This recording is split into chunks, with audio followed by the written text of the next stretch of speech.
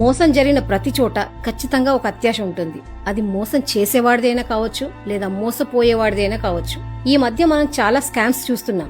ఈ రోజు 1,00,000 పెట్టండి, వారం రోజుల్లో 2 లక్షలు ఇస్తామని. ఇక్కడ మోసం చేసేవాడి అత్యాశ 100 మంది దగ్గర డబ్బులు తీసుకొని పారిపోవడం అయితే, మోసపోయేవాడికి కూడా ఒక ఆశ ఉంటుంది, త్వరగా ధనవంతుడవ్వాలని.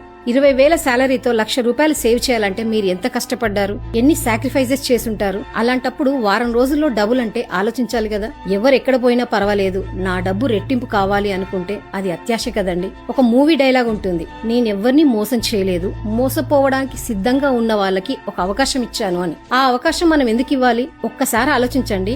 ఎంత మంచి విత్తనమైనా ఉదయాన్నే నాటి 100 బిందెల నీళ్లు పోసినా సాయంత్రానికి కాయలు రావు కదా. అలాగే మనీ మేకింగ్ కూడా ఒక ప్రాసెస్. టైం పడుతుంది, సహనం ఉండాలి, ప్లాన్ ఉండాలి. తొందరగా వచ్చే డబ్బు మీద ఆశపడద్దు. గుర్తుంచుకోండి, అత్యాశతో తీసుకునే షార్ట్ కట్ చాలా సార్లు జీవితాన్ని కట్ షార్ట్ చేస్తుంది.